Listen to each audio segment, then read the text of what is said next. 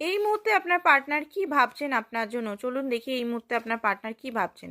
এই মুহূর্তে আপনার পার্টনারের বড় একটা ট্রান্সফরমেশন হচ্ছে। ট্রান্সফরমেশন এটাই হচ্ছে যে যে ওল্ড বিলিফ সিস্টেম বা যে মানুষগুলোকে উনি আঁকড়ে বসেছিলেন, সেই মানুষগুলো উনার লাইফে কিছুই নয় সেটা উনি বুঝতে পারছেন।